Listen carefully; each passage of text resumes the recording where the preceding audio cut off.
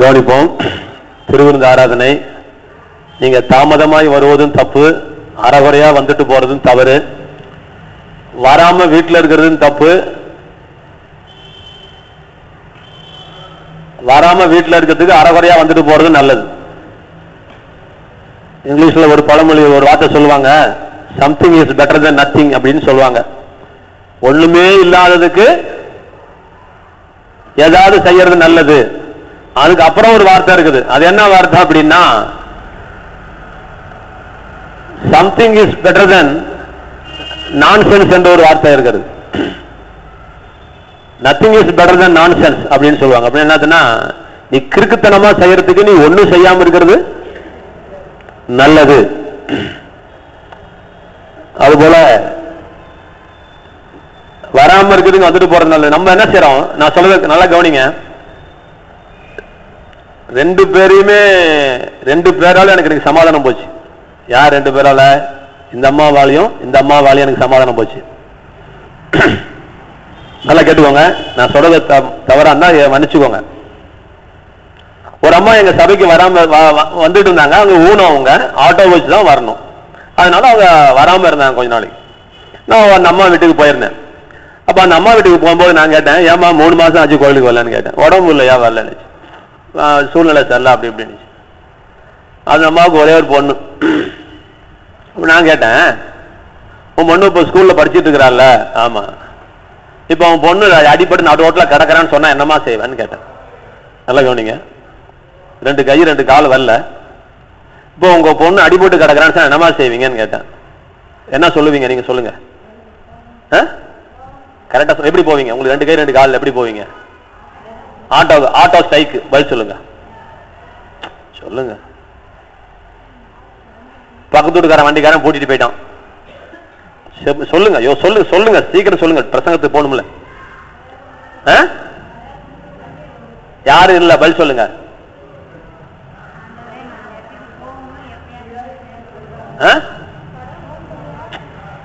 சரி, நான் சொல்லட்டுங்களா? குண்டியில தேய்ச்சிக்கிட்டா வருவேன்னு சொன்னேன். 2 கை 2 கால் தானே இல்ல, பட்டக்ஸ் இருக்குல்ல, அதுலயா தேய்ச்சி எவ்வளவு பிள்ளைய பாக்கன்னு கேட்டேன். வருவே வரமாட்டியான்னு.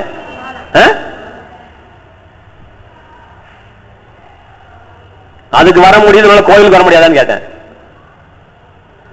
ஒண்ணு தெரிஞ்சுக்கோங்கம்மா, மார்க்கம் இல்லைன்னு சொல்லாதீங்க, மனசு இல்லைன்னு சொல்லுங்க.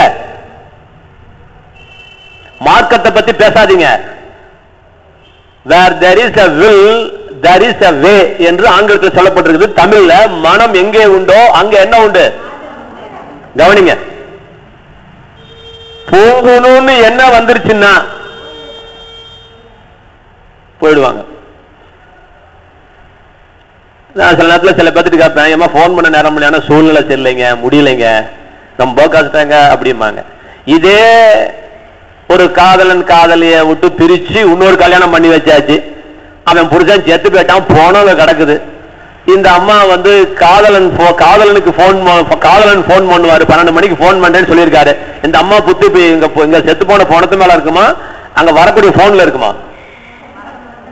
நீ அரை மணி நேரத்துல நீ போன் பண்ணலாம், நான் செத்து போயிட வேண்டி, நான் சோறே திங்க மாட்டேன்னு சொல்லிட்டு இருக்கிறான். மணி 2 ஆச்சு, 2:30 ஆச்சு.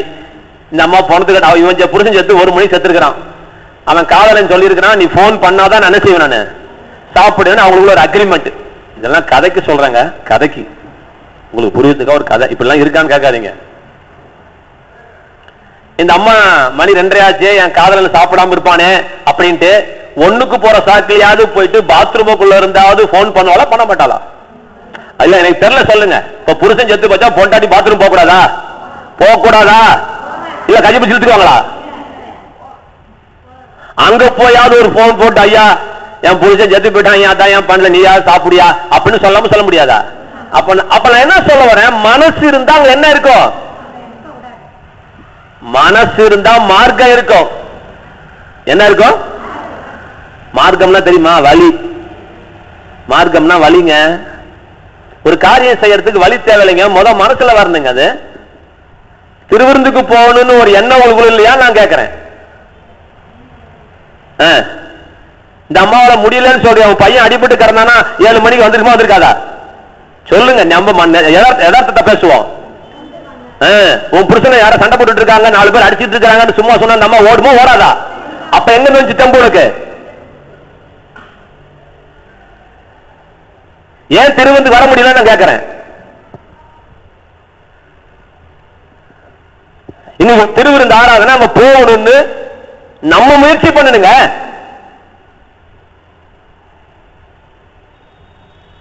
நம்ம முயற்சி பண்ணணும், நம்ம ஸ்டெப் எடுக்கணும். பாம்பே அம்மா நான் என்ன சொல்றேன், நீங்க 1:30க்கு போங்க, 12க்கு போங்க, 11க்கு போங்க. என் கருத்து என்ன தெரியுங்களா? இந்த தடைகளை கொண்டு வரலாம் பிசாசு கொண்டு வரோம். நீங்க உட்கார்ந்து ஜபத்துல இந்த திருவிருந்து ஆராதனைக்கு எந்த தடையும் வரக்கூடாது, இயேசுவின் நாமத்துல நான் கட்டேன்னு சொன்னா அது கட்டப்படும். எந்த தடையும் கொண்டு வந்து கொடுக்க பிசாசே நான் உனக்கு அதிகாரம் தரல. இதை ஜெயிக்கலன்னா ஒரு கேன்சர் வியாதி வந்தா ஜெயிப்பீங்களா? என் கேள்விக்கு பதில் சொல்லுங்க. ஒரு கொசு அடிக்க லாய்க்கு இல்லாதவன் யானை என்னைக்கு அடிக்க போறான், புலி என்னைக்கு அடிக்க போறான், கூரை ஏறி கோழி பிடிக்காதவன் என்னைக்கு வானை ஏறி வைகுண்டம் போக போறான் நான் கேட்கிறேன். நான் ஒரு ஆராதனைக்கு வரது மாசத்துக்கு ஒருக்க வரோம்.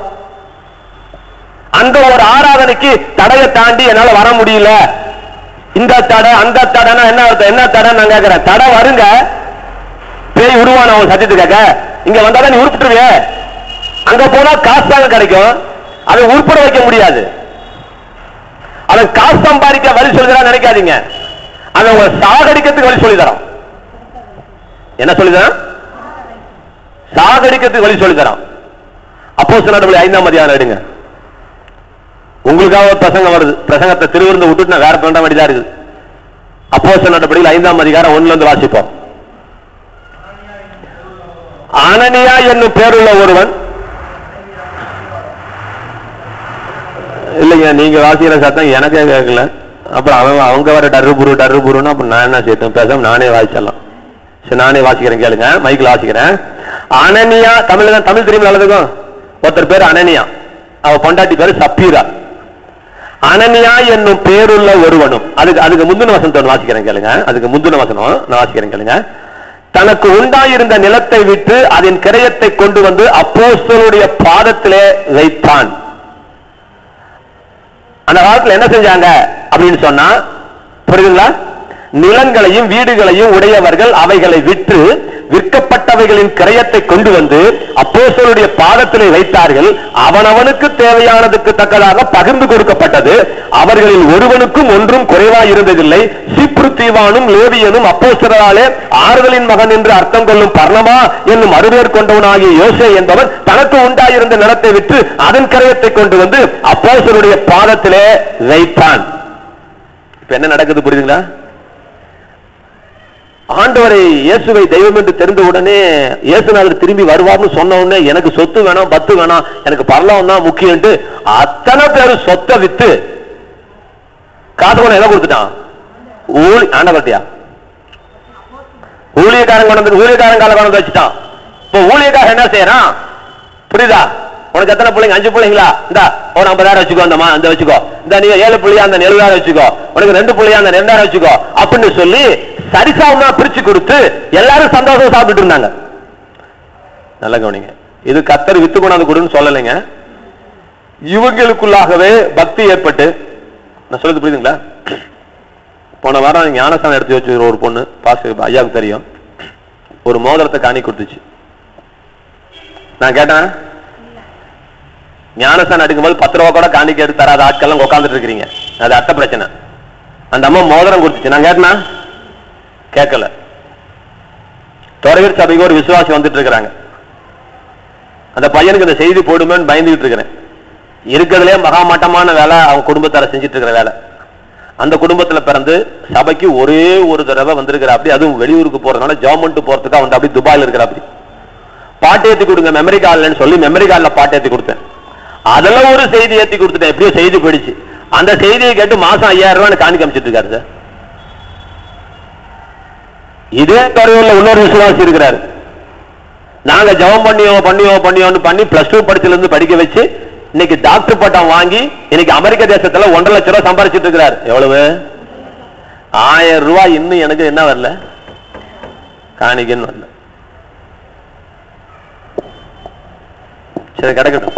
விஷயம் பாருங்களேன், எவ்வளவு கூத்தா இருக்குது. அவங்க அம்மா நல்ல விசுவாசி, இவனு நல்ல விசுவாசி, இவன் வார வாரம் சபைக்கு போற பையன். PhD படிச்சு டாக்டர் போட்ட வாங்கி காலேஜ் லெக்சரரா அமெரிக்காவில் வேலை செஞ்சுட்டு இருக்கான். சரி கவனிப்போம். நான் காணி கேட்டனா? கேட்கல. உங்ககிட்ட 100 ரூபாய் போடணும்னு சொன்னா? ஏமா இந்த அம்மா ரசிக்கு படிங்களாமா? நீங்க ஒரு தடவை பிரசங்கம் கேட்டாங்க, முதல் காணிக்கு எடுத்து வச்சா கடவுள் தருவார்னு கொண்டாந்து கொடுத்தாங்களா? வார வாரம் கொடுத்துட்டு இருக்கிறாங்க. நான் கேட்டேனா 5 ரூபா போடு 10 ரூபா போடுன்னு போறோம். இது போல அவங்க சொத்தையே கொண்டாந்து கொடுத்தாங்க. இப்ப கதையை கேட்டுவாங்க. என்னங்க இது கதையை நடந்த நிகழ்ச்சி சொல்லிட்டு இருக்கிறேன். இப்ப அனனியா என்னும் பேருள்ள ஒருவனும் அவனுடைய மனைவியாகிய சப்பீராலும் தங்கள் காணியாட்சியை விற்றார்கள். வித்து நிலத்தை கொண்டாந்து காலில் வைக்க முடியாது, பணத்தை கொண்டாந்து காலில் வைக்கலான்ட்டு நிலத்தை வித்து வித்தாச்சு. தன் மனைவி அறிய, எல்லாரும் கவனிங்க, தன் மனைவி அறிய அவன் கிரயத்தில் ஒரு பங்கை வஞ்சித்து வைத்து ஒரு பங்கை கொண்டு வந்து அப்போஸ்தலருடைய பாதத்திலே வைத்தான். நல்ல கவனி. வித்துட்டு பாதி எடுத்து வச்சுக்கிட்டு பாதி எல்லாரும் என்ன செஞ்சாங்க? உனக்கு எதுக்கு பந்தா? உனக்கு தான் மனசு இல்லையே, நீ வாயை போத்திட்டு இருக்க வேண்டியதானே? உனக்கு மனசு இல்ல, எதுக்கு நீ பாதி ஸ்டாக் பண்ணிட்டு பாதி கொடுத்த? கத்தர் முழுசா கொடுன்னு கேட்டாரா? சரி பாதி கொடுத்திய, நான் பாதி எடுத்துக்கிட்டேன், எந்த பாதின்னு சொல்லிருக்கலாம்ல. இது உத்தமம் தானே? உத்தமம் தானே? இப்ப கவனி. பேதுரு அவனை நோக்கி, அனனியாவே, நிலத்தின் கிரயத்தில் ஒரு பங்கை வஞ்சித்து வைத்து பரிசுத்தாவிடத்திலே பொய் சொல்லும்படி சாத்தான் உன் இருதயத்தை நிரப்பினது என்ன? என்னடா அது? குடுக்கலை வாங்கிட்டு ஜெபம் பண்ணாம, ஜெபம் பண்ணும் போது கத்தர் சொல்லிட்டாரு இவன் பாதி எடுத்து வச்சான்ட்டார். உடனே இவன் கேட்டான் ஜெபம் பண்ணல, தம்பி ஏப்பா பாதி எடுத்து வச்சுக்கிட்டு முழுக்க வித்தனை ஏன் போய் சொல்ற? சாத்தான் உன் இருதயத்தை நிரப்பினது என்ன? இப்ப நிரப்பினது யாரு?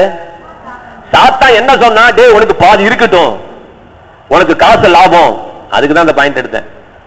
உனக்கு லாபம், உனக்கு காசு வேணும், பாதி எடுத்து வச்சுக்கோ. அவன் நினைச்சுக்கிட்டான் நல்ல ஐடியா. ஆனா அந்த ஐடியா கொடுத்தது யாரு? காசு வச்சு எடுத்து வச்சுக்கோ, ஒரு நல்ல லாபம் சொல்லிட்டு இருதயத்தை போட்டு நிரப்பணும். அதை விற்கும் முன்னும் அது உன்னுடையதா இருக்கவில்லையா? அதை விற்ற பின்பும் அதன் கிரயம் உன் வசத்தில் இருக்கவில்லையா? நீ உன் இருதயத்தில் இப்படிப்பட்ட எண்ணம் கொண்டது என்ன? நீ மனுஷரிடத்தில் அல்ல தேவனிடத்திலே பொய் சொன்னாய் என்றான்.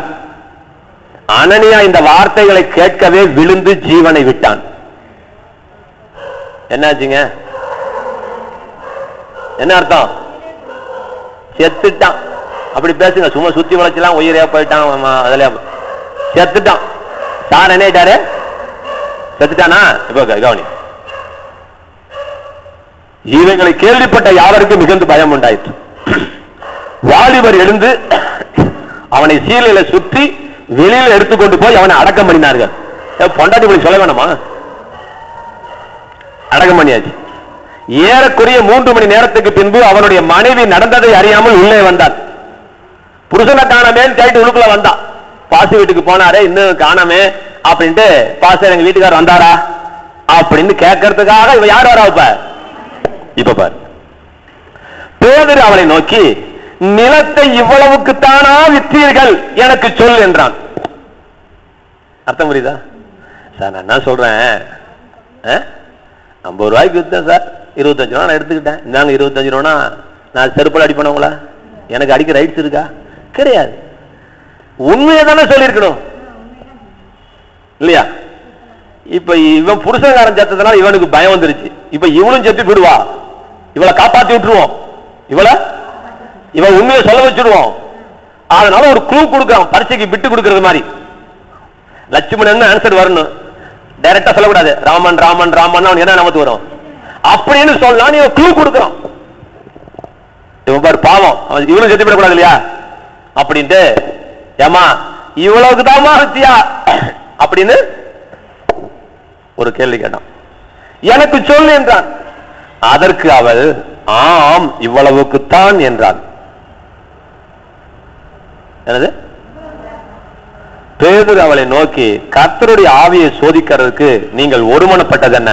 இதோ உன் புருஷனை அடக்கம் பண்ணினருடைய கால்கள் வாசற்படியிலே வந்திருக்கிறது, உன்னையும் வெளியே கொண்டு போவார்கள் என்றான். உடனே அவள் அவனுடைய பாதத்தில் விழுந்து ஜீவனை விட்டாள். செத்து போறதை பத்தி நான் பிரசங்கம் பண்ணலைங்க. சொல்லும் போது நல்லா இருக்கும், பாதி எடுத்து வச்சுக்கோன்னு சொல்லும் போது நமக்கு எப்படி இருக்குது? அப்படி இல்லம்மா, கரெக்டா கதையை கேளுமா. நீ ஒரு கதையை சொல்லாதம்மா, நீ ஒரு கதையை சொல்லாத. 10 ரூபா காணிக்கு ஏண்டி போற, 5 ரூபா போடு சொன்னா சந்தோஷம் உனக்கு. எதுக்கு 10 ரூபா போடுற காணிக்க, ஒரு 5 ரூபா போட அப்படின்னு சொல்லும் போது நமக்கு ஒரு 5 ரூபா மிச்சப்படுத்துற மாதிரி தோணுது. ஆனா அந்த இறுதி நிரப்புனது யார் தெரியுமா? அதுக்குதான் சொல்ல வந்தேன். லாபகரமாய் தோன்றுவது போல பிசாசு நிரப்புறான். ஒரு லாபத்துக்காக உன்னை செய்யல, உனக்கு கொல்றதுக்காக அந்த இடத்தை கொடுத்தான். அதுக்காக சொல்ல வந்தேன். உன்னை வாழ வைக்கிறதுக்கு அவன் சொல்லலைங்க சார், உன்னை கொல்றதுக்கு சொல்றான்.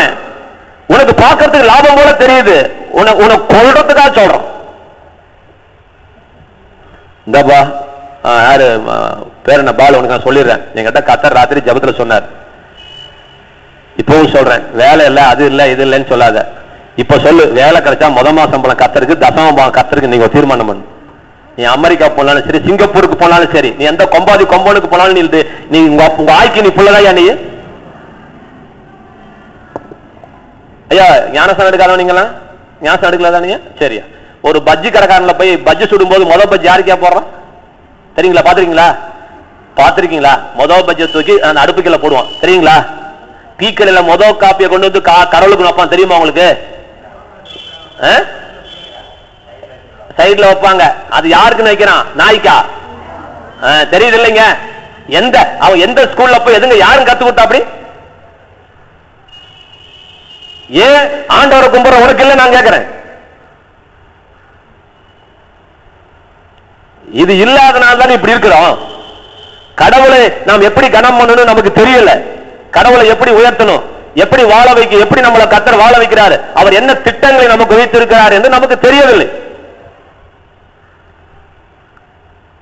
அதனால நம்ம தோத்துட்டு இருக்கோம். கர்த்தர் நேத்து வேற நேரம் நான் ஜெபம் பண்ணிட்டு இருக்கேன், உங்களுக்காக நான் ஜெபம் பண்ணிட்டு இருக்கிறேன். கர்த்தர் சொன்னார், ஒவ்வொரு பசங்களும் தீர்மானம் எடுக்க சொல்லுப்பா. தீர்மானம் எடுக்காம வேலைக்கு போறதுனால தான் உருப்படாம போறாங்க சார். இதே முசிறில பிஇ படிச்ச பையன், அவர் தெரியும், டேவிட் இருக்கிறான். இந்நாள் வரைக்கும் வீட்டுக்கு 500 ரூபாய் காணிக்கு பாஸ் சார். வீட்டுக்கு தந்ததுல சார் காசு, வீட்டுக்கு 500 ரூபாய் காணிக்கு அனுப்பு சார், பணம் அனுப்பல சார். பையனை படிக்க வச்சு காலேஜ் பிஇ படிக்க வச்சு அவங்க ஆத்தா எவ்வளவு செலவு பண்ணிருப்பா? ஆத்தா பணம் எதிர்பார்க்க மாட்டாங்க, பையன் அனுப்புற சம்பளம் இருக்கு பாத்தீங்களா? சில பொண்டாட்டி மரங்களை கேளுங்களேன், புருஷன்காரன் தங்க தாம்பாளத்துல தாங்க வேண்டாங்க, ஒரு 10 ரூபாய்க்கு ஒரு ஜாக்கெட் வீட்டு வாங்கி கொடுத்தா அவங்களுக்கு அவ்வளவு சந்தோஷமா இருக்கும். ஒரு 8 நாளுக்கு ஒரு மல்லிகைப்பூ வாங்கி கொடுத்தா அவங்களுக்கு அவ்வளவு சந்தோஷமா இருக்கும். எக்கனாவோ 5 ரூபாய் 50 லட்சம் ரூபாய் பிரச்சனை இல்லைங்க. அந்த கணவனுடைய அன்புக்காக அந்த மனைவி ஏங்குறா. நான் சொல்றது புரியுதுங்களா? புல்ல கொடுத்து அம்மா திங்கணும்னு உலகத்துல எந்த ஆத்தாலும் நினைக்க மாட்டாங்க. ஆனா சம்பாரிச்சுந்தாமா சம்பளம் அப்படின்னு கொடுக்கும் போது அவங்க அம்மாவுக்கு ஒரு பூரி போகுது பாத்தீங்களா? அதுக்காக தான் நானும் சொல்ல வரேன். அவங்க அப்பா இவன் ஜோடு கொடுத்தா போறீங்க, அவங்க அப்பா கவர்மெண்ட் சார் மட்டும் 35,000 சம்பாதிச்சிட்டு இருக்கிறாரு. நிலம் இருக்குது, நிலத்துல 50,000 மாசம் வந்துட்டு இருக்குது. ஒரே ஒரு பையன், ஒரே ஒரு பொண்ணு, இவன் ஜெபம் பண்ணி பிறந்தவன். அதனால என் பேர் வச்சிருக்காங்க. நான் ஜெபம் பண்ணி பிறந்தனால என் பேர் அவனுக்கு வச்சிருக்காங்க. அவன் பேர் டேவிட், என் பேரும் டேவிட்.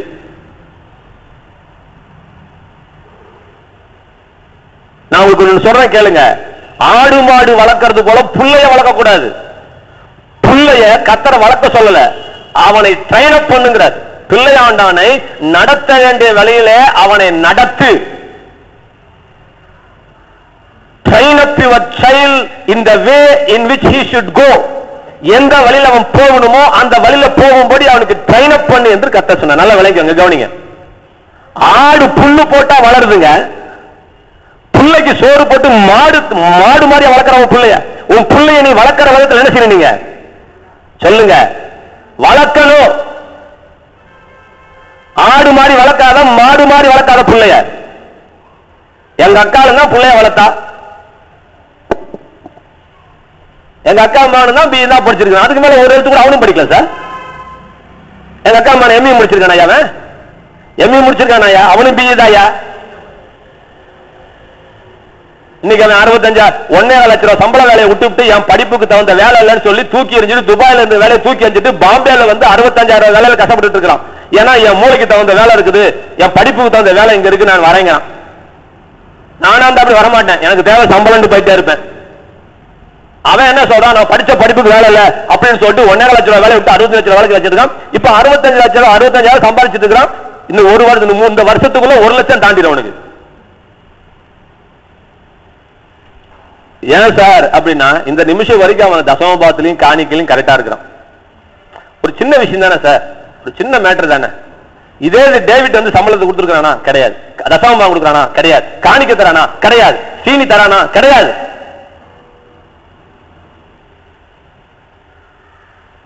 சார் நீ காணிக்கை கொடுக்கறதுனால நான் பெரிய ஆளா போறதுக்காக நான் சொல்லவே வரல. பாருங்க பிரசங்கமே மாறிடுச்சு, எங்க ஆரம்பிச்சு எங்கேயோ போயிட்டு இருக்குது. கத்தர் தான் பண்ணிக்கணும்.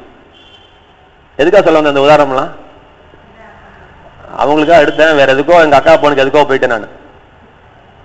சரி, காசு வந்து அப்படிதான் போய் சொல்லுவோம், உன் இருதயத்தை நிரப்புவோம். உனக்கு மிச்சம் நீ ஏன் தர, உனக்கு மிச்சம் நீ ஏன். நான் ஒண்ணு யோசிச்சேன் திடீர்னு, அப்படி யோசிக்க கூடாது, நான் சும்மா அப்படி யோசிச்சிட்டேன். என்னை எல்லாரும் வீட்டை விட்டு துரத்தி என்னை தமிழ்நாட்டு விட்டு துரத்திட்டா நான் எப்படி ஆன பொழப்பேன்னு கேட்டேன். வார்த்தை அப்படி யோசிச்சு பார்த்தேன். நான் இங்க இருந்து ஆந்திராவில் போய் ஒரு பாஸ்டேட்டை வேலை செஞ்சு 3000 ரூபாய் சம்பளம் தருவான், 4000 ரூபாய் சம்பளம் தருவான். இதை வச்சுட்டு நான் எப்படி ஆண்டு பொழைப்பேன்? நான் பொழைச்சிருவேன். நான் இப்போ கேளுங்க, என்னைய பத்தி நான் உங்களுக்கு சொல்லி தரேன், ஏற்கனவே சொல்லியிருக்கேன், தெரிஞ்சு வச்சுக்கோங்க. நான் ஒரு வித்தியாசமான ஆளு. எப்படின்னு சொல்றேன் கேளுங்க. சாகர வரைக்கும் கறி திங்குங்கிற அவசியம் எனக்கு கிடையாது. என் உடம்பு நான் அப்படி வளர்க்கல. சாகர வரைக்கும் எனக்கு மீன் வேணாம், எனக்கு கறி வேண்டாம். புரியுதுங்களா? குழம்பு கூட வேண்டாம். கஞ்சி இருக்கு பாத்தீங்களா, இங்க வடிச்ச கஞ்சி, அதில் உப்பு போட்டு குடிச்சு என் உயிர் வாழ எனக்கு தெரியும். வெறும் சோத்துக்கு பக்கத்து வீட்டுல வடிச்ச கஞ்சியை கொஞ்சம் வாங்கி ஊத்தி உப்பு போட்டு வெங்காயத்தை கடிச்சுக்கிட்டு அல்லது 5 பாவாரு 1 ரூபாய்க்கு ஊறுகாய் வாங்கி வச்சுட்டு 5 வேளை தின்னுட்டு என் வவுத்த நிம்மதியா ரொப்பி மரத்துக்கு கீழே லுங்கிய போட்டு போத்தி படுக்க எனக்கு தெரியும். 200 ரூபாய் 500 ரூபாய் தான் என் பொழுது ஓட்டிடுவேன் மாசத்துக்கு. அப்ப நான் எப்படி ஆண்டவரே முன்னேறுவேன்னு நினைச்சுக்கிட்டு இருந்தேன். அப்ப கர்த்தர் என்கிட்ட சொன்னாரு, அப்பயே நீ உயர்த்தணும் இல்ல, அப்பையும் உயர்த்தணும்ல, எப்படி ஆண்டவரேன்னு கேட்டேன். அப்ப அதுக்கு ஆண்டவர் சொன்னாரு, ஒன்னும் பயப்படாது, அப்பயும் உன்னை உயர்த்துறேனாரு. என்ன தெரியுமா என்ன செய்யணும்னாரு. என்ன செய்யணும்னு கேட்டேன். 1000மோ 5000மோ சம்பளம் அதை பத்தி தெரியாது, சம்பளத்துல பாதி நான் காணிக்கை செலுத்துறேன்னு பொருத்தனை பண்ணுனாரு. எத்தனை பேர் அர்த்தம் புரியுது பாருங்க. 1000 ரூபாய் சம்பளமா, நான் 500 ரூபாய் தரேன், 5 தசமமா தரேன். இப்ப நான் கொடுத்தா கர்த்தருக்கு திருப்பி காரணமா தரக்கூடாதா? அப்படிவா வலிக்கு. ஒரு கோதுமையில இந்த பெரம்பலூருக்கே சோறு போட முடியுமா? முடியாதா? முடியும். அது எப்படின்னு சொல்றேன். இந்த ஒரு கோதுமையை நட்டு வச்சு அதை 100 கோதுமையாக்கி, அந்த 100 கோதுமையை நட்டு வச்சு அதை ஒரு 10,000 கோதுமையாக்கி, அந்த 10,000 கோதுமை நட்டு வச்சு ஒரு அரை மூட்டை ஆக்கி, அந்த அரை மூட்டையை நட்டு வச்சு 10 மூட்டை ஆக்கி, அந்த 10 மூட்டையை நட்டு வச்சு 100 மூட்டை ஆக்கி, அந்த 100 மூட்டையை சப்பாத்தி ஆக்குறேன்னா அந்த பெரம்பலூருக்கு அத்தனை பேருக்கு தலைக்கு 4 சப்பாத்தி தர முடியும். இப்ப இவ்வளவு சப்பாத்தி எங்க வந்துச்சு? உன் கையில இருக்கிற ஒத்த நெல்லு கோதுமையிலிருந்து வந்துச்சு சார். இதுதான் சார் விதை. இதான் சார் ஒண்ணு இல்லன்னு முடிச்சிட்டு இருக்காதையா. உன் கையில என்ன இருக்கு அததாயா கர்த்தருக்கு தரணும். ஒண்ணு இல்லைங்க. அந்த தரித்திரத்தை மாற்றத்துக்கு தாங்க சாமி இருக்கிறாரு. கவனிங்க, உங்களுக்கு எப்படி சொல்லி தருதுன்னு புரியல, புரியுற மாதிரி பேசுறேன். கைக்கு எக்ஸசைஸ் பண்ணாதான் கையில சதை வரும், சரிங்களா? இல்லன்னா பண்ணி மாதிரி உரல கட்ட மாதிரி கையை கிடக்கும். எக்ஸசைஸ் பண்ணா, காலுக்கு எக்ஸசைஸ் பண்ணா கால் என்ன வரும்? சதை ஃபார்மை வரும். புரிஞ்சுக்கோங்க. நான் கைக்கு எக்ஸசைஸ் பண்ணிட்டு இருக்கும்போது காலுக்கு சதை வருமா? அப்ப கர்த்தர் என்கிட்ட சொன்னாரு, நீ உன் விசுவாசத்தை நீ காருக்கு வீட்டுக்கு நகைக்கு நீ எக்ஸசைஸ் பண்ணி, என் பொண்டாட்டிக்கு தங்க கொலுசு வாங்கி கொடுத்துருக்கிறேன், தங்கத்துல என் ஒட்டியானத்தை தவிர மிச்சம் எல்லாமே போட்டிருக்கிறேன், கார் வாங்கி இருக்கிறேன், வீடு கட்டிட்டு இருக்கிறேன் 1 கோடி ரூபாய்க்கு, சந்தோஷம். இப்ப எனக்கு ஒரு சேலஞ்ச கர்த்தர் முன்னாடி வச்சார். என்ன தெரியுங்களா வச்சாரு? கவனிமா, அவனை பார்த்து விளையாண்டுட்டு இருக்க கூடாது. உங்களுக்கு எல்லாம் பிரசங்கம் பண்றதுக்கு நேரம் இல்லை. வந்து அழுதுட்டு சாடி சொல்லிட்டீங்க, பரவாயில்ல. இங்க வந்து நான் சொல்லதெல்லாம் காதல கூட ஏறாம இருக்கிறீங்க, இப்ப கொஞ்சோண்டு ஏத்திட்டு போங்க. எங்க அண்ணன் எங்க அக்கா பையன் கல்யாணத்துக்கு கிட்டத்தட்ட 100 பவுன் போட்டு 3 லட்சம் ரூபாய்க்கு மேல சீர் செஞ்சு இன்னும் பாம்பேல கொண்டு போய் வீட்டு ஜாமான் வாங்கி தரலையாம். அது இல்லாமலே இவ்வளவு லட்சம் வந்துருச்சு. வந்து பையனுக்கு எக்ஸ்ட்ரா ஒரு 10 பவுன் கல்யாணத்துல போட்டாங்க, மாப்பிள்ளைக்கு நகைன்னு சொல்லி போட்டாங்க. போட்டு சீர்வரிசைனா ஒரு சீர்வரிசை பாருங்க, நான் சொல்றேன் 1,05,000 ரூபாய்க்கு ஒரு சீர், ஒரு சும்மா ஒரு பகுதி. அது எங்க அக்கா கணக்கு போட்டு வச்சிருக்காங்க. அப்படி என்னன்னா வெள்ளியில சில ஜாமான் வாங்கி கொடுத்துருக்காங்க. அதுல 2 வெள்ளி தட்டு 2 வெள்ளி டம்ளர். ஏன்னா மவனும் மருமகனும் எதுல சாப்பிடணுமா? இப்ப எனக்கு செருப்பால் அடிச்ச மாதிரி எனக்கு வேதனை வந்துச்சு. அடாடாடாடா, இவ்வளவு வியாக்கியானம் பண்றேன் நானு. இப்ப நான் இந்த தட்டு தின்னுட்டு இருக்கிறேன், சில்வர் தட்டை நக்கிட்டு உட்காந்துட்டு இருக்கிறேன். என்ன எவ்வளவு பெரிய தப்புன்ட்டேன் நானு அப்படின்னா, நீ விசுவாசத்தை சில்வர் தட்டுக்கு இன்னும் கொண்டு போகல. ராஜா சார் புரியுதுங்களா? என் விசுவாசத்தை காருக்கு கொண்டு வந்தேன், கார் வந்துருச்சு. என் விசுவாசத்தை கல்யாண மண்டபத்தில் போட்டு நடத்தணும் ஆசைப்பட்டேன், கத்த நடத்த வச்சாரு. என் விசுவாசத்துல 1 கோடி ரூபாய்க்கு நான் வீடு கட்டிட்டு இருக்கிறேன், கட்ட வச்சாரு. என் விசுவாசத்துல நான் வெளிநாட்டுக்கு போக நினைச்சேன், போக வச்சாரு. ஆனா நான் எங்க விசுவாசிக்கல? வெள்ளித்தட்டுல திம்புன்னு என் மனசுக்குள்ள வரல, இது வரைக்கும் வரல. அந்த என் மனசுக்குள்ள வரத்துக்காக அந்த வார்த்தை என் காதுல கேட்க வச்சாரு. என் மகனுக்கு வெள்ளி தட்டு வச்சாங்கன்னு சொன்ன உடனே எனக்கு இப்ப செருப்புல அடிக்கிற மாதிரி இருக்கு எனக்கு. ஆடா பாவிகளா, நான் விட்டுட்டேனே அந்த பாயிண்ட. நான் என்ன சொல்ல வரேன் கேளுங்க. கைக்கு எக்ஸசைஸ் பண்ணா கையில தான் சதை வரும், காலுக்கு எக்ஸசைஸ் பண்ணா காலில் தான் சதை வரும். காரை விசுவாசா காரை தருவாரு, வீட்டை விசுவாசா கத்திரிக்காய் நட்டு வச்சா கத்திரிக்காய் வரும், வெண்டைக்காய் நட்டு வச்சா வெண்டைக்காய் வரும். மாஞ்செடி வரவே வராது. மாஞ்செடி என்னைக்கு நட்டு வைக்கணும் அன்னைக்கு தான் மாமரம் வரும். உனக்கு என்ன வேணுமோ அதை விசுவாசிச்சு அதை ஜபத்துல சொல்லி அறுக்கிறதாங்க ஜபம். கத்தரே தருவாரு கத்தரே தருவாருன்னா முள்ளுதான் முளைச்சு கிடக்கும். கத்தர் என்ன செய்வார்? ஏங்க எனக்கு கொடுத்துட்டு இந்த அம்மாவுக்கு தரலன்னா அவரை காட்டலாம் அயோக்கியம் உலகத்துல யாருங்க? ஐயா நான் சொல்றது புரிஞ்சுக்கோங்க, நான் இயேசுவை பத்தி பேசல, ஏன்னா கடவுளை பத்தி பேசுறேன். நம்ம எல்லாரும் கடவுளுடைய பிள்ளைங்க, தெரியுமா உங்களுக்கு? ரைட். அப்ப என்ன கத்தர் எனக்கு 1 கோடி கொடுத்துட்டு உனக்கு 10,000 கூட தரலன்னா கத்தர் கடவுள் வந்து அயோக்கியம் தானே? அப்ப என்ன அர்த்தம்னா கொடுக்கிறது கடவுள் கையில இல்ல, எடுத்துக்கிறது மனுஷன் கையில இருக்குது.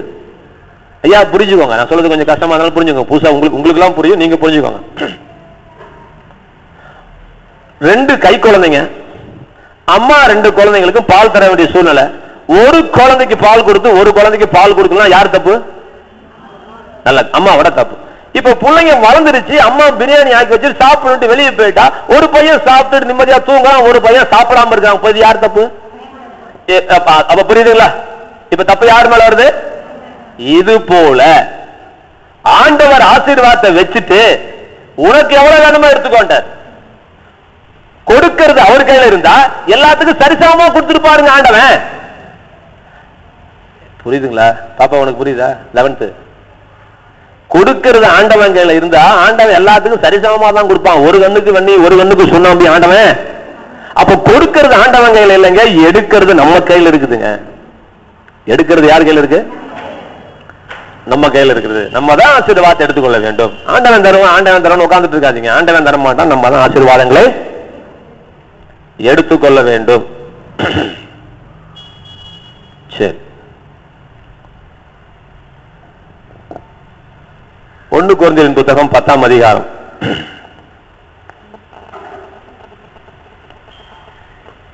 11ஆம் வசனம்.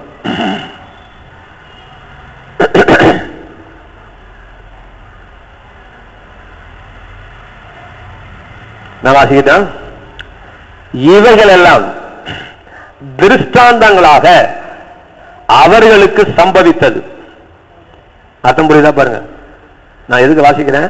நீங்க கேட்கணுங்கிறதுக்காக, சினிமா தியேட்டர்ல இன்ட்ரோல் விடுற மாதிரி அங்கேயும் எங்கேயும் பார்க்கறதுக்காக இல்ல. இவைகள் எல்லாம் திருஷ்டாந்தங்களாக அவர்களுக்கு சம்பவித்தது, உலகத்தின் முடிவு காலத்தில் உள்ள நமக்கு. யாருக்கு? உலகத்தின் முடிவு காலத்தில் உள்ள நமக்கு எச்சரிப்பு உண்டாகும்படி எழுதப்பட்டும் இருக்கிறது. அதாவது என்ன சொல்ல வர்றாருன்னு நான் அர்த்தம் சொல்லிடுறேன்.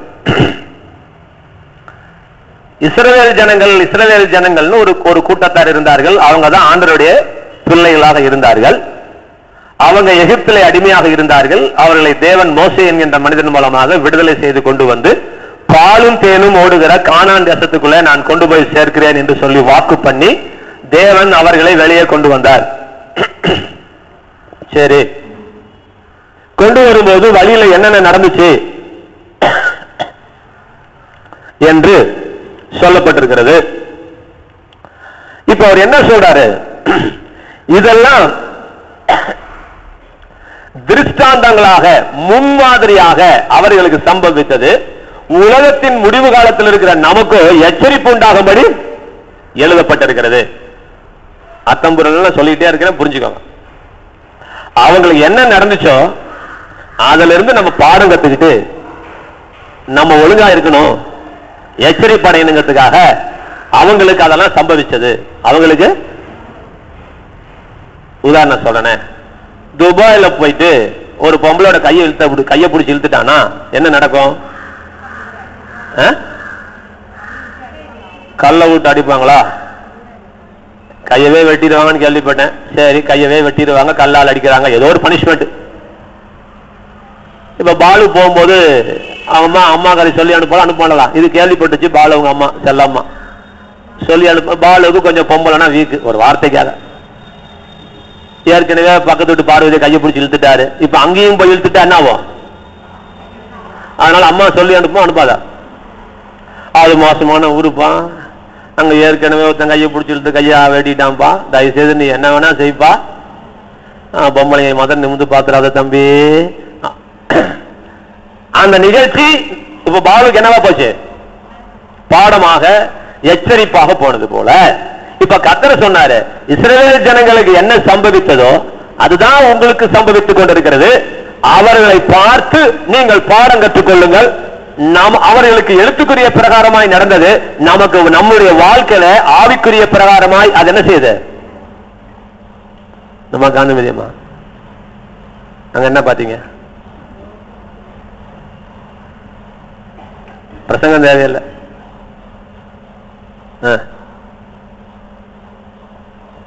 அவங்களுக்கு எழுத்துக்குரிய பிரகாரமாய் நடந்தது, நமக்கு ஆவிக்குரிய பிரகாரமாய் நடந்தது. ஆவிக்குரிய பிரகாரமாய் நடக்கிறது. சரி, இப்ப அவங்களுக்கு நடந்தது என்னன்னு சொல்றேன். ஒரு சின்ன பாயிண்ட் சொல்றேன், பார்க்கலாம். ஒரு பாயிண்டாவது முடிக்க முடியுதான்னு பார்க்கலாம். ஒரே ஒரு, இது பிரசங்கமே கிடையாதுங்க, உங்களுக்கு சொல்றேன், டிப்ஸ் மாதிரி கொடுக்குறேன். எடுக்க சொன்னது மத்தேயு 17 எடுக்க சொன்னேன், இன்னும் வாசிக்கல. அது எனக்கு முடிஞ்சா பார்க்கலாம், இல்லைன்னா விட்டுறலாம். இந்த அம்மாவுக்கா இந்த ஒரு பாயிண்டாவது இருக்கிறேன், கேட்டுக்கோங்க. உங்களுக்கு இல்ல, எல்லாத்துக்காமே. உங்களுக்கு பாயிண்ட் முடிஞ்சு. வாழ்க்கையில 3 விதமான நிலைகள் இருக்கிறது. ஏற்கனவே சொல்லியிருக்கிறேன், மறுபடியும் சொல்றேன். ஒன்று, போதாது என்கின்ற ஒரு நிலைமை. என்னதுங்க? அல்லது பற்றாக்குறை, இல்லை என்கின்ற ஒரு அனுபவம். இல்லை என்கின்ற ஒரு அனுபவம். இரண்டாம் நிலை, போதும் அல்லது போதுமானது அப்படிங்கிற அளவுல வாழக்கூடிய ஒரு வாழ்க்கை. மூணாவது, மிதமின்றி இருக்கக்கூடிய ஒரு நிலைமை. போதுமானதற்கும் அதிகமான, அப்படி எழுதிக்கும். போதுமானதற்கும், ஆங்கிலத்தில் எப்படி சொல்லியிருக்கிறேன்? Not enough, just enough, much more then enough என்று ஆங்கிலத்திலே வரும். மோர் தென் இனஃப். இப்ப நான் சொல்றேன் கேளு, நல்லா விளங்கிக்கோங்க. கடவுளுடைய திட்டத்தை விளங்கிக் கொள்ளுங்கள். இஸ்ரவேல் ஜனங்கள் எகிப்து தேசத்திலே அடிமையாக இருக்கும்போது அவர்களுக்கு சமாதானம் இல்லை, சம்பளம் கிடையாது, கூலி கிடையாது, சந்தோஷம் கிடையாது, ரெஸ்ட் கிடையாது, லீவு கிடையாது, மகிழ்ச்சி கிடையாது. எல்லாமே எதை கேட்டாலும் இல்ல இல்ல இல்ல. ஒரு அடிமை போய் எஜமான்ட்ட போயிட்டு, இன்னைக்கு எனக்கு கோழிக்கறி ஆக்கி போடுங்களேன் எஜமா அப்படின்னா, வேலைக்காரன் சொன்னாவது எஜமான் கேட்பான், அடிமை சொன்னா கேட்பானா? அப்ப இவனுடைய அல்ப ஆசையை கூட நிறைவேற்றுவதற்கு இவனுக்கு என்ன இல்ல? வழி இல்ல. புரியுதுங்களா? நான் வெளியே போய் கடையில போய் தின்ட்டு வந்துறேன்னு சொன்னா அவன் விட்டா தான் தின்ட்டு வர முடியும். இவன் தான் அடிமையா இருக்கிறானே. அப்ப எகிப்தில இவர்கள் அடிமையாக வாழ்ந்த நிலைமைக்கு பேர் என்னன்னா, இல்லை என்கின்ற ஒரு நிலவரம். என்னதுங்க? அல்லது போதவில்லை என்கின்ற ஒரு நிலவரம். இதுல இருப்பது தேவனுடைய சித்தம் அல்ல என்று சொல்லி அவருடைய கண்ணீரை கண்டு வேதனையை கண்டு ஆண்டவர் விடுதலை செய்து கொண்டு வந்தார். கொண்டு வரும்போது இப்ப எங்க கொண்டு வந்தார்னா பாலைவனத்தில் நடத்தினார். எங்க நடத்தினாரு? 11 நாள்ல போக வேண்டிய தூரத்தை 41 வருஷம் நடந்தாங்க. எத்தனை வருஷம்? 41 வருஷம் ஆச்சு. ஏப்பா அப்படின்னா இவங்க ஆண்டவரை விசுவாசிக்காம போயிட்டாங்க. ஆண்டவர் சொன்ன வார்த்தைய சரி. இந்த 40 வருஷம் 41 வருஷம் என்ன நடந்துச்சுங்க அப்படின்னா வனாந்தரத்துல சோத்துக்கு என்னப்பா வழி அப்படின்னா நல்லா கவனிச்சுக்கோங்க. காலங்காத்தால என்ன வரும்? தூங்கிட்டு இருக்கிற காந்திமதி அம்மா, உங்க பேர் என்ன? வள்ளியம்மா, சொல்லுமா. தூக்கத்து வந்துச்சுல்ல. ஆண்டருடைய ஜனங்கள் வனாந்தரத்துல என்ன தின்னாங்க? வள்ளியம்மா சொல்லுங்க. நேத்து வந்து அம்மா ஒப்பிக்குது. நீங்க சொல்லுங்க. நீங்க எத்தனை வருஷம் வரீங்க? நீங்க சொல்லுங்க. என்ன தெரியல. ஒரு தடவை கேட்டா கதை உங்களுக்கு புரியாதா? ஒரு சினிமா பாட்டு சொல்லி இந்த கவனிக்கிறேன் பாருங்க. நெஞ்சம் உண்டு நேர்மை உண்டு ஓடு ராஜா. கவனிக்குமா? ஹலோ, இது எந்த படத்துல வருது?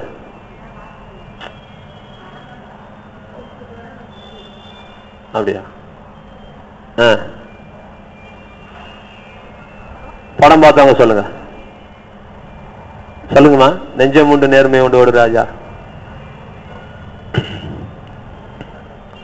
நேரம் வரும் காத்திருந்து பாரு ராஜா, அஞ்சி அஞ்சி வாழ்ந்தது போதும் ராஜா. ரொம்ப பழைய பாட்டா படம் தெரியாம போயிடுச்சா? கொஞ்சம் புது படத்தை சொல்லிருவீங்க. இது என்ன பாட்டு கேட்டா இது என்ன படம்னு தெரியுது. என்னங்க? என்னென்ன படம் பாருப்பா. இப்ப இதை சொல்லுங்கன்னா தெரியல. கவனிங்க. மன்னா என்று சொல்லக்கூடிய வானத்திலிருந்து ஒரு ஒரு சாப்பாட்டு பொருள், ஐஸ்கிரீம் மாதிரி உள்ள ஒரு பொருள் காலங்காத்துல விழும். அது மணல்ல விழுந்து கிடக்கும். அதை மேலாக்க வலிச்சு எடுத்துக்கணும். கீழாக்க எடுத்தா மணல் ஒட்டிக்கிட்டு இருக்கும். காலையிலே எடுத்துடலாம். வெயில் கொஞ்சம் வந்த உடனே அது என்ன செஞ்சிடுமா? கரைஞ்சிடும். அன்னைக்கு சோத்துக்கு சிங்கி அடிக்கணும், பட்னி கிடக்கணும், துண்டை போட்டுக்கணும். அதனால விடிய காத்தால எந்திரிச்சு அந்த மண்ணை வேணும் சொன்னோம் எடுத்து வச்சு வறுத்து பொறிச்சு எப்படி வேணா சாப்பிடலாம், இடிச்சு எப்படி வேணா சாப்பிடலாம். இப்படி ஆண்டவர் திட்டம் வச்சிருந்தார். சரி, அடுத்த நாளைக்கு அதை சேர்த்து வச்சா என்ன ஆகுமா? கெட்டு போயிடும். என்ன ஆயிடுங்க? கேட்டுக்கோங்க. 1.5 லட்சம் தடவை சொல்லியிருக்கேன். இப்போ 1,01,000 தடவை சொல்றேன். அது கெட்டு போயிடும். சேர்த்து வச்சு பார்த்தாங்க. ஏன் சேர்த்து வச்சாங்க தெரியுங்களா? 2 காரணம். ஒண்ணு, எதுக்கு நாளைக்கு விடி காத்துல எந்திரிச்சுக்கிட்டு. ஆனா அடுத்த நாள் என்னாச்சு? 6ஆம் நாள் அவர் சொன்னாரு, 5ஆம் நாள் சொன்னாரு, நாளைக்கு 6வது நாள், 7வது நாள் மேல இருந்து ஒண்ணு வராது, 4ஆம் இப்ப சேர்த்து வச்சுக்கோனார். நானே ஏற்கனவே எடுத்து வச்சு பார்த்துட்டேன், அடுத்த நாள் கெட்டு போச்சு, அதனால நான் எடுத்து வைக்க மாட்டேன்னு சொன்னா அன்னைக்கு சேர்த்து வச்சது அடுத்த நாள் என்ன ஆகல? கெட்டு போல. இப்ப என்ன கதை அப்படின்னா, இதனால நான் என் ஜனங்களை சோதிச்சேன்னு சொன்னேன். நல்லா கவனிங்க சார், முக்கியமான ராஜா சார், பயங்கரமான பாயிண்ட். நீங்க விளங்கிக்கோங்க. எப்படி பணக்காரன் சொல்லி கொடுக்குறேன். ஒரு லெவல்ல இருந்து அடுத்த லெவலுக்கு போகணும்னு தேவன் நம்மை விரும்புகிறார். இந்த பற்றாக்குறை இல்லை என்கின்ற நிலவரத்தில் இருக்கக்கூடாது. நீ மிதமிஞ்சின நிலைமைக்கு போகணும்னா ஒரு வழியை குறுக்க வச்சிருக்கார். அது என்ன வழின்னா போதும் என்கின்ற ஒரு, அது என்னங்க போதும் அப்படின்னா, இன்னைக்கு சோத்துக்கு உனக்கு வழி வேணும்னா நீ ஆகாசத்தை பார்க்கணும், அங்க இருந்து வந்தாதான் உனக்கு சோறு. நாளைக்கு சோத்துக்கு நாளைக்கு பெஞ்சாதான் நாளைக்கு சோறு. உங்களுக்கு புரியுற மாதிரி சொல்றேன். டெய்லி ஒரு தானே சொல்றேன், ஒரு சாப்பாட்டுக்கே வழி இல்லாத அம்மாங்களுக்கு எல்லாம் ஒரு 1000 ரூபாய் சம்பளம் தராங்க கவர்மெண்ட்ல, வச்சுக்கலாம் உதவி. 1000 ரூபாய் வந்தாதான் இந்த மாசம் சோத்துக்கு வழி, அடுத்த மாசம் சோத்துக்கு, அடுத்த மாசம் வந்தாதான் சோத்துக்கு வழி. இப்பதான் சொல்றது புரியுதா? பாத்தீங்களா? புரியுதுங்களா? இந்த கதை இன்னைக்கு சோத்துக்கு எப்படி சார் வழி? இன்னைக்கு வேலை செஞ்சாங்க என் சோத்துக்கு வழி. நாளைக்கு வேலை செஞ்சா நாளைக்கு சோறு. இந்த மாசம் எப்படிங்க பிழைக்க போற? இந்த மாசம் சம்பளம் வந்ததாங்க, இந்த மாசம் அடுத்த மாசம் உழைச்சாங்க, அடுத்த மாசம் இந்த பொழப்பு. தொட்டுக்கோ தொடச்சுக்கோ, கைக்கு வாய்க்கு இந்த வாழ்க்கை ஏதோ இருக்குதுங்க. 4 சேலை இருக்குது, 3 ஜாக்கெட் இருக்குது, 4 பாவாடை வச்சிருக்கிறேன், 3 வேளை கஞ்சிக்கு சோறு இருக்குதுங்க. இந்த வாழ்க்கை இது 2ஆம் தர வாழ்க்கை. இந்த வாழ்க்கைக்காக நீங்களும் நானும் அழைக்கப்படவில்லை. நல்லா புரியுதுங்களா? இந்த வாழ்க்கைக்காக நீங்களும் நானும் எங்க போகணும்? பாலும் தேனும் ஆராய் ஓடுகிற ஒரு தேசத்துக்கு நேராய் உங்களை கர்த்தர் கொண்டு போக விரும்புகிறார். பாலும் தேனும் ஆராய் ஓடுகிற ஒரு தேசத்துக்கு உங்களை கொண்டு போக தேவன் விரும்புகிறார். அது என்னங்க? எதுனாலும் நிரம்பி வழிகிற ஒரு அனுபவம், அளவுக்கு அதிகமான ஆசீர்வாதங்கள். நீ 4 பேருக்கு கொடுக்கிற அளவிற்கு கர்த்தர் உன்னுடைய வாழ்க்கை தரத்தை தேவன் உயர்த்த விரும்புகிறார். நீ ஏழை எளிய மக்களுக்கு உதவும்படி ஆண்டவர் விரும்புகிறார். அதுதான் தேவ திட்டம். இந்த தேவ திட்டத்திற்கு போக கவனிங்க, இந்த தேவ திட்டத்திற்கு போக இப்ப சென்ட்ரிங்காரங்க அம்மா வந்திருக்கிறாங்க.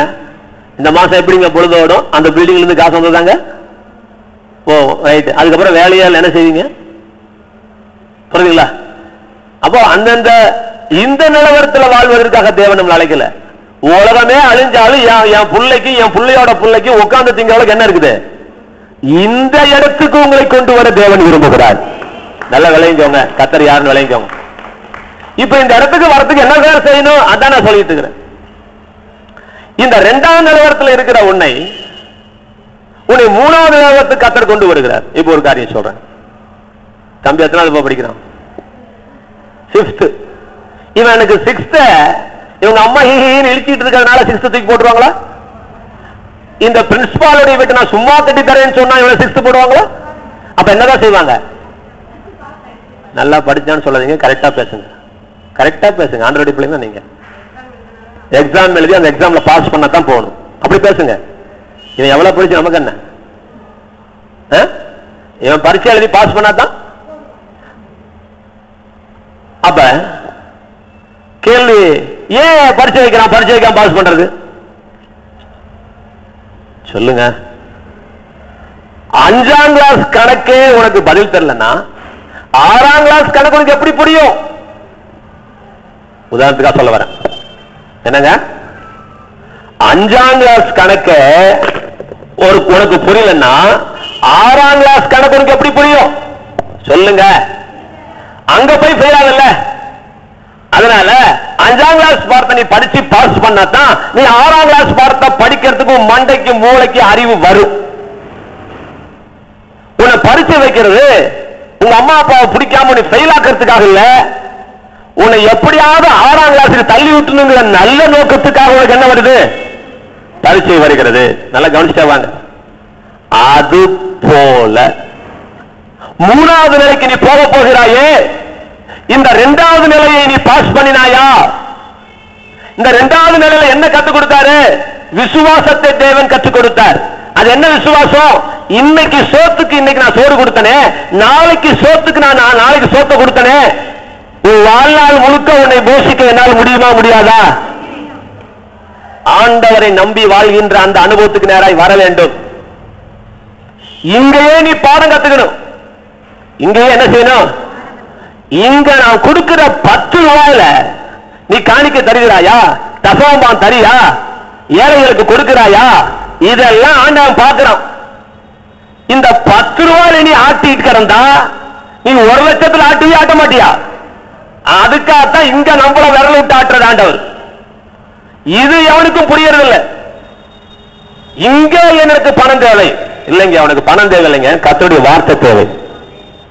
உன்னை அந்த ஸ்தானத்துக்கு உன்னை தேவன் கொண்டு போகிறார். அப்ப அந்த ஸ்தானத்துக்கு கொண்டு போகணும்னா இந்த ஸ்தானத்துல உனக்கு வைக்கப்படுகிற சொல்லப்படுகிற காரியங்களுக்கு நீ வெற்றிகரமாய் நீ பாஸ் பண்ணா உனக்கு ஒரு வெற்றிகரமான ஒரு எதிர்காலத்தை தேவன் வைத்திருக்கிறார். சார் 5ஆம் கிளாஸ் பாடம் கேள்வி கேட்கிறோம். கேள்வி கேட்கும் போது 6ஆம் கிளாஸ் பாடத்துல கேள்வி கேட்பானா? கேட்க மாட்டோம். இதெல்லாம் ஒரு சின்ன விஷயம் நம்ம எல்லாம் தெரிஞ்சுக்கணும். அப்ப ஆண்டவன் எழுந்தா வாத்தியா எழுந்தா கேள்வி கேட்கிறான், நடத்தின பாடத்திலிருந்து தான். ஏன் கேட்கிறான்? நடத்தின பாடம் மண்டைக்குள்ள போச்சா இல்ல காதல் இந்த காதலை வாங்கி இந்த காதலை விட்டியா? அப்ப இங்க நடத்துற பாடத்துக்கு என்ன இருக்கு? பரீட்சை உண்டு, கேள்வி உண்டு. அதுலதான் நம்ம கோலா முட்டை வாங்கிட்டு இருக்கனாலதான் அடுத்த கிளாஸுக்கு போக முடியல. ஏன் அடுத்த நடத்தினால வர முடியல? இந்த வகுப்புல நீ ஃபெயில் ஆகி கொண்டு இருக்கிறாய். 1000 ரூபாய் நீ ஃபெயில் ஆகிட்டு இருக்கிறப்பா. உனக்கு எப்படிப்பா உனக்கு வருமானத்தை நான் கூட்டி தருவேன்? நான் உனக்கு எப்படிப்பா நீ 5000 1000 நீ ஃபெயிலுப்பா. உனக்கு எப்படி 5000 வருமானம் தர முடியும்? நான் 1000 ரூபாயில 1000 ரூபாய 10 பைசா 1000 ரூபாய் சம்பாதிக்க வச்சவன் ஆண்டவனுக்கு நன்றி இருக்குதா? சொல்லுங்க. 1000 ரூபாய் சம்பாதிச்சவனுக்கு 5000 ரூபாய் சம்பாதிக்க வச்சது ஆண்டவங்கிற அறிவு உனக்கு இருக்குதா? இந்த அறிவு வந்தாதான் 5000 50,000 கத்தர் ஆக்குவார். இந்த அறிவு உனக்கு இருந்தா குறித்த ஆண்டவனை நீ காணிக்க கொடுப்ப, இல்லைன்னா தரமாட்டான். இன்னும் எங்க சபையில அருமையான விசுவாசிகள் இருக்கிறார்கள். எனக்கு நம்ம ஒண்ணும் தெரியாது, நான் முட்டா பையன், எங்க அம்மா என்ன குப்பையில பத்து போட்டாங்க. என்ன நான் கேட்கிறேன், 1000 ரூபா என்னங்க பதிவு பண்ணும்? என்ன சின்னதா இப்போ விழுந்துருச்சா? பால் இதை கொஞ்சம் பேட்டரி கழட்டி காய வைங்க. பால் அவர்கிட்ட கொடு. தண்ணியில் வந்துருச்சு, சும்மா உதறிட்டு முதல்ல சுவிட்ச் ஆஃப் பண்ணிட்டு முதல்ல பேட்டரி கழட்டிருங்க. சரி, இங்க கவனிப்போம். தொடச்சிருங்க, பேட்டரி கழட்டிருங்க. முதல்ல தண்ணியில் செல்போன் வந்துச்சுன்னா பேட்டரியை கழட்டி முதல்ல வெயிலில் காய வச்சுன்னா வந்த தண்ணி ஆவியாக போயிடும். அப்புறம் செல்போன் வேலை செய்யும். மாடியில் போய் காய்க்கு சொல்லுங்க, மொட்டை மாடியில். சிங்க கவனிங்க, என்ன சொல்லிட்டு இருந்தா கடைசியா? அதுக்கப்புறம் இன்னொரு பாயிண்ட் சொன்னேன்.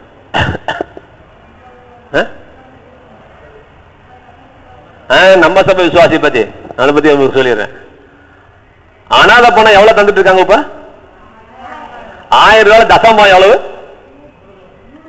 எவ்வளவுங்க?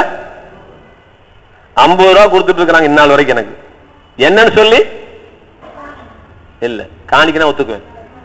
தசமப்பா உதறட்டு எவ்வளவு வேணா உதருங்க. ஒரு பேட்டரி கழட்டியாச்சு விடுங்க, மொட்டை வெயில் வைக்க சொல்லுங்க. தள்ள குபியில் அப்படியே ஆவி பிச்சுட்டு போயிடும். வந்ததெல்லாம் ஆவியெல்லாம் காணப்படும். மொட்டை மாலையில வச்சுட்டு சொல்லுங்க. இங்க எங்கேயாவது வெயில் அடிச்சா வைக்க சொல்லுங்க. போதும், இங்க கவனிக்கலாம். நல்ல வெயில் வைங்க, சரியா அப்படி ஒன்னாவாதியா? சிம் கார்டை கூட காட்டிடலாம். சிம் கார்டோட கொடுத்துருங்க ஐயா. அதை சிம் கார்டை கூட காட்டிடலாம். கொடுங்க ஐயா, அதை கொடுங்க. சிம் கார்டை கழட்டி கொடுங்க. கவனிக்கலாமா? முடிச்சிடறேன். நீ கொண்டதுல ஒண்ணு கூட பேசல சார். ராஜா சாருக்கு தான் நன்றி. ஏதோ உங்களுக்கு நல்ல வார்த்தையில கேட்டுட்டு போங்க. என்ன விஷயம்? ஒரு 1000 ரூபாய் விஷயத்துல அவங்களால ஒரு 100 ரூபாய் விஷயத்துல எப்படி இருக்க முடியல? உண்மையா இருக்க முடியல. எங்கிட்டயே சொல்லி தசம்பாவன்னு சொல்லி 50 ரூபாய் தராங்க. எனக்கு கோபம் வருமா வராதா? நாள் வரைக்கும் கேட்கல. ஏன்னா அவங்களுக்கு சொல்லி கொடுக்கிற ஒரு டீச்சரை போட்டுக்கிறேன். அந்த டீச்சரை நிக்க வச்சு முட்டிக்கு முட்டி உதைச்சா சரியா போயிடும்.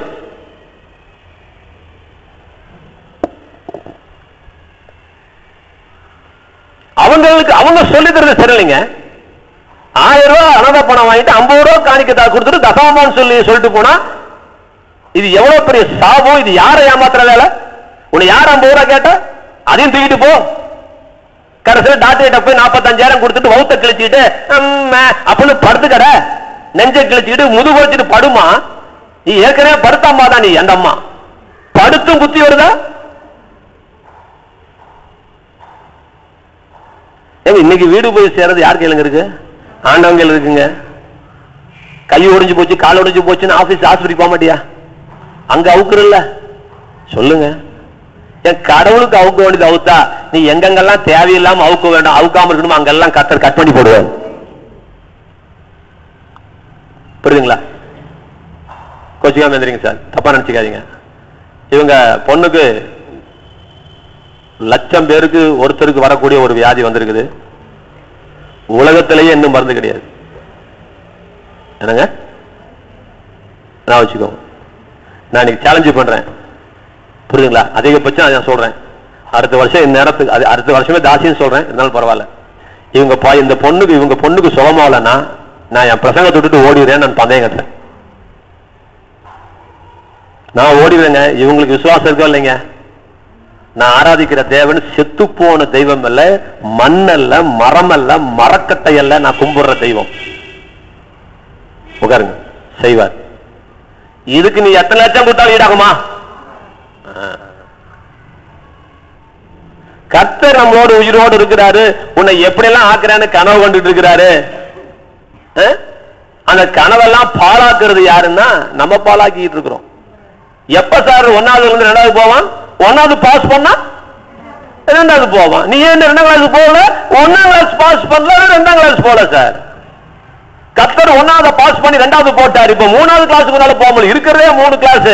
இங்க 2வது கிளாஸ்லயே உட்கார்ந்துட்டு இருக்கிறான் மனுஷன். விசுவாசிங்க, ஏதோ சோத்துக்கு வழி இருக்கு சார், போதும் சார் உட்கார்ந்துட்டு இருக்கிறான். என்னைக்கு சார் 4 பேத்துக்கு நீ தர அளவுக்கு வளர போற? அங்க போகுதுன்னா இந்த 2ஆம் கிளாஸ் பாஸ் பண்ணு. இந்த 2ஆம் கிளாஸ் பாஸ் பண்ணு. தண்ணி வேணுமா கத்தரப்பாரு, சோறு வேணுமா கத்தரப்பாரு, அதுல உண்மையாரு. அதுக்கப்புறம் நான் கொண்டு போய் வருத்துறேன். ஆக இந்த நிரம்பி வழிகிற ஒரு அனுபவத்துக்கு நேராய் தேவன் நம்மை கொண்டு போக விரும்புகிறார். இதோட சொல்லி நான் முடிக்கிறேன். ஒரே ஒரு காரியம் சொல்லி முடிக்கிறேன். வசனத்துக்கு நேரம் இல்ல, ஒரு வசனத்தை நானே சொல்லிடுறேன். மனைவி கணவனுக்கு மகிமையா இருக்கிறாள். எல்லாரும் சொல்லுங்க. இந்த ஒரு உதாரணம் சொல்லி முடிச்சார நீங்க கிளம்பிடலாம்.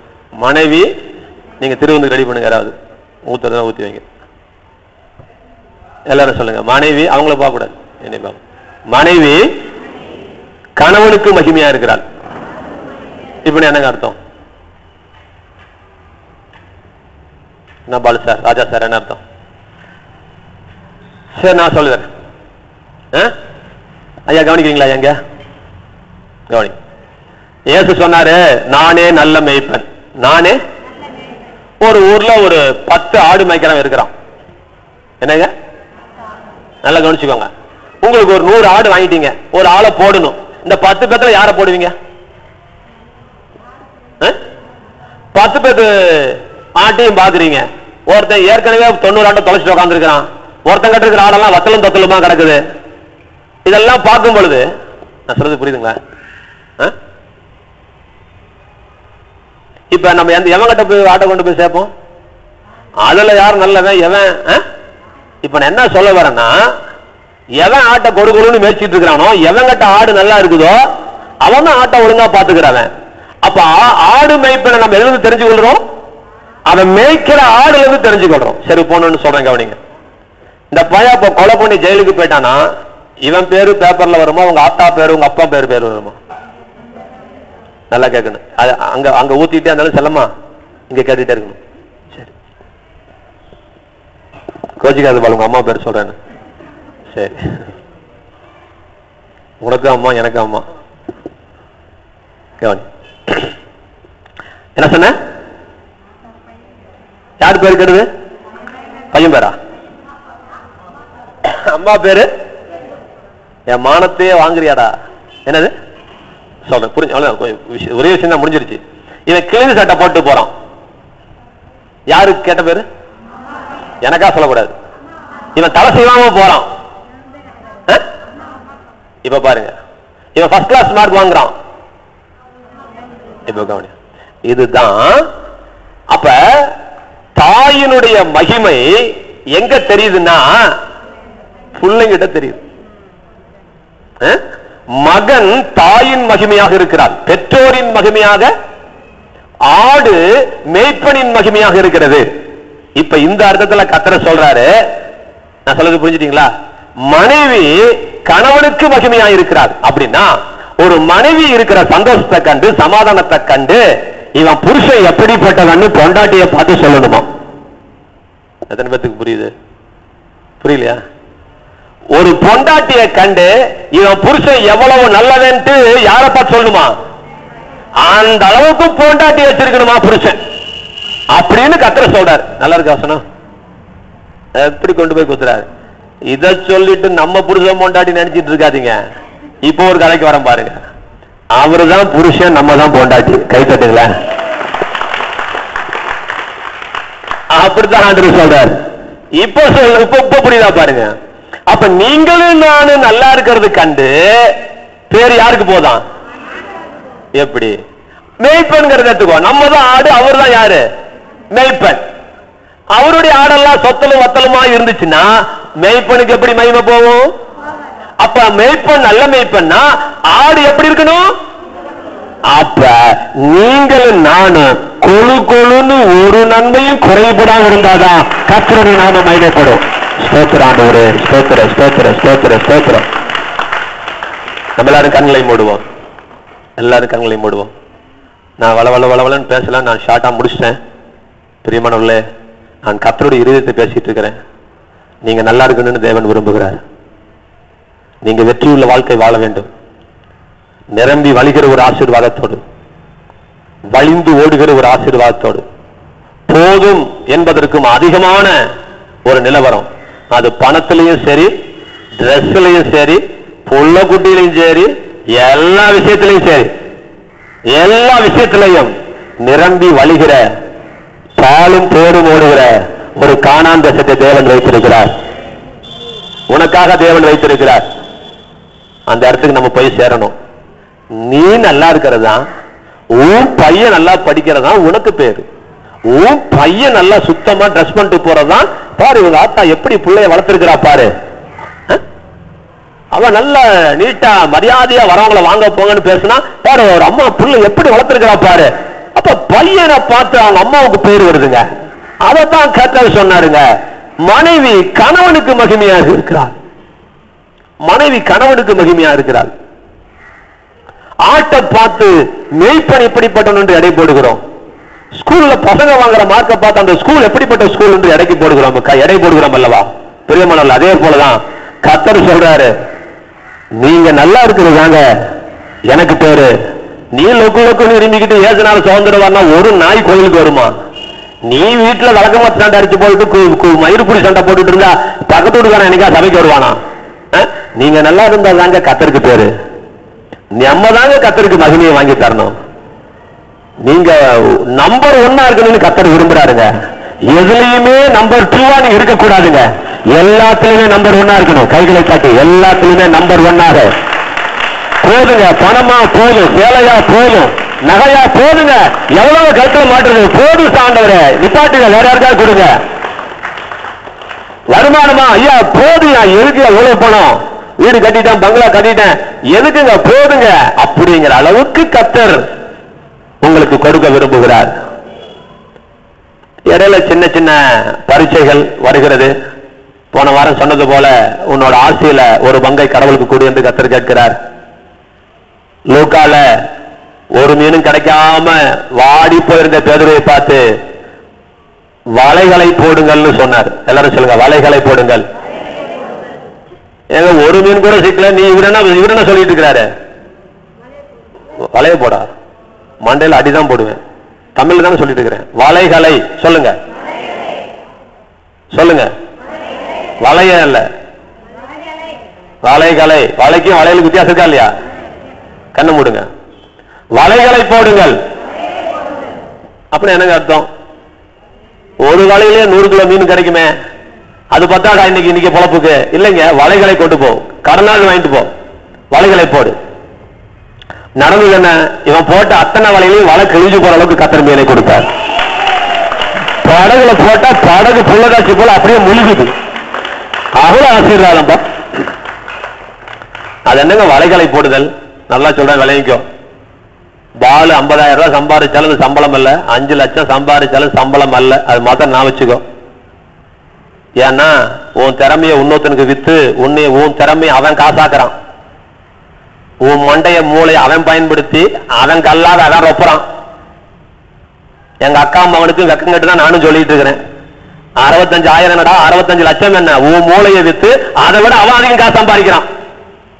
அதை புரிஞ்சுக்க போல ஆண்டருடைய பிள்ளைங்க ஒரு நாளும் கையை கட்டி இருக்க தேவன் விரும்பலைங்க. சம்பளம் வாங்குறவங்கள இல்லைங்க, சம்பளம் கொடுக்கிறவனாய் மாற வேண்டும் என்று கர்த்தர் விரும்புகிறார். வாளா அல்ல தலையா இருக்க தேவன் விரும்புகிறார். கைகளை கட்டி நன்றி ஆண்டவரே. கீழா அல்ல மேலா இருக்க விரும்புகிறார். உன்னை கர்த்தர் பெரிய ஆளாக்க வேண்டும் என்று தேவன் விரும்புகிறார். பெரிய ஆளாய் மாற்ற வேண்டும் என்று தேவன். அதற்கு என்னப்பா வழி? வலைகளை போடுங்கள். என்ன சொல்ல வரேன் தெரியுங்களா? ஒரு பிசினஸ் அல்ல, பல பிசினஸ் பண்ணு. வருமானத்துக்கு ஒரு வழி மாத்திரம் வச்சுக்காத. எத்தனை வழி உன்னால உருவாக்க முடியுமோ அத்தனை வழியை செய்ய, அத்தனை வழியும் நான் நிரப்புறேன் என்று கர்த்தர் சொல்லுகிறார். அத்தனை வழியும் ஆசீர்வதிக்கிறேன். வேலை செய்யாம சும்மா உட்காந்துட்டு இருக்காத, சோத்திரம் சோத்திரங்காத. அவருக்கு ஆத்திரம் தான் வரும். வலைகளை போடுங்கள். சும்மா உட்காந்துட்டு ஐயா சோத்திரம் நீ ராப்பிச்சக்காரனா நீ? நீ நான் சொல்றேன், சாணி எடுத்து வித்து ராட்டி தட்டி வீமா உன்னை கத்தர் பணக்காரனாகுவாரு. சும்மா கத்தர் ஆசீர்வதிகள் உட்காந்துட்டு இருக்கிறீங்க. பிசினஸ் பண்ணுங்கய்யா, ஊறுகாய் வையா, உளுக்கங்கஞ்சி வையா, ரோட்ல இட்லி வையா, பானிபூரி வையா, இட்லி சுட்டு வையா, உன்னை கத்தர் ஆசீர்வதிக்கட்டும். எந்த தொழிலையோ கத்தர் சொன்னா நீ கையிடும் எந்த வேலையிலையும் நான் வந்து உனக்கு ஆசீர்வாதத்தை கட்டளையிடுவேன் என்று கத்தர் சொல்லியிருக்கிறார். இது உலகத்தானுக்கு அல்லையா, உனக்கு எனக்குயா, உனக்கு எனக்குயா கத்தர் சொன்ன வார்த்தை.